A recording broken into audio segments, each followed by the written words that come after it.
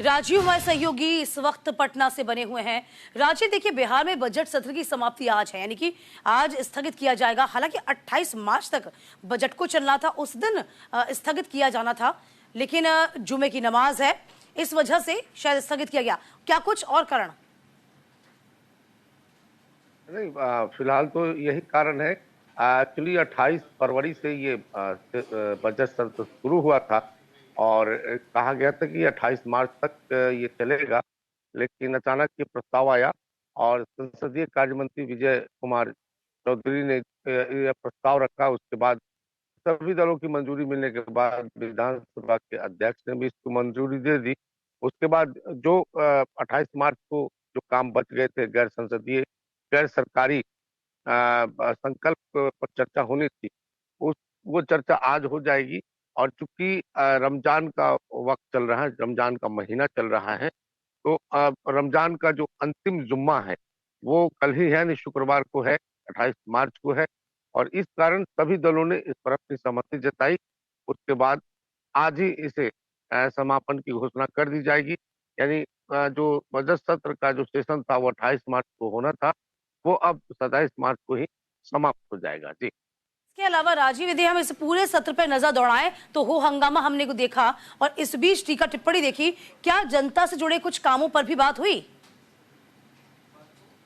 हाँ, नहीं, देखिए, इस पूरे बजट सत्र में सरकारी जो बिल जो सरकार के द्वारा लाए गए, उसमें कुछ तो मंजूरी मिली, लेकिन ज्यादातर मामलों में विपक्ष का हंगामा रहा। और ये कह सकते हैं कि जो सत्र जिस ढंग से चलनी चाहिए थी वो उस ढंग से चली नहीं। और कई मुद्दों पर जो जनहित के मुद्दे थे उस पर चर्चा नहीं हो सकी। खास करके आरक्षण जो बढ़ाए जाने का मुद्दा को देख ले, या फिर नीतीश कुमार के राष्ट्रगान के सम्मान का मैटर को लेके जिस प्रकार से विपक्षी दलों ने हंगामा किया, अपराध को लेके किया, महिलाओं के सम्मान का मामला उठाया गया, तो ये तमाम तरह की जो हुई, उसमें निश्चित तौर पर पूरे एक महीने जो सत्र चला, उस सत्र में जो जनहित के मुद्दे थे उस पर चर्चा नहीं हो सकी ठीक से। और ये कह सकते हैं कि जितनी इसका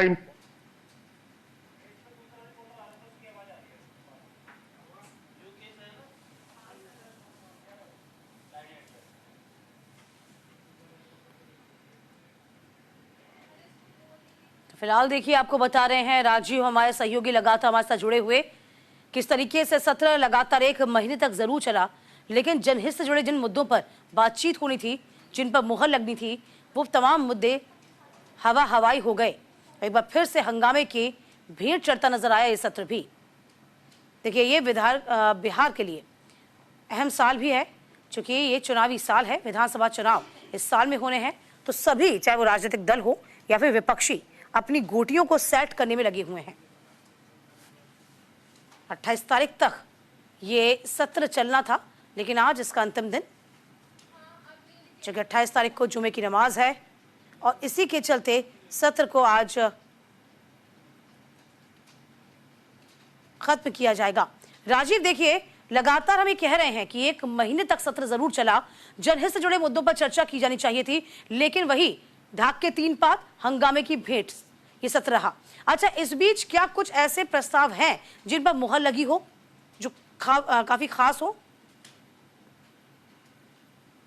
नहीं, ऐसे कोई देखिए, जो बजट सत्र था, तो बजट पेश किया गया। उस बजट का जो अंतरिम बजट होता है उसमें कुछ मोहरें लगी हैं, और जो बजट का जो आकार होता है सरकार चलाने के लिए, तो जरूरी जो चीजें हुई। लेकिन देखिए, ये जो सदन होता है, इस तरह के बिल पर तो मुहर लग जाती है, लेकिन जो चर्चा होनी चाहिए, सत्र जो होता है, जो विधानसभा विधानमंडल का जो सत्र होता है, उससे अपेक्षा की जाती है, क्योंकि ये पूरे राज्य के लोग इसे देखते हैं।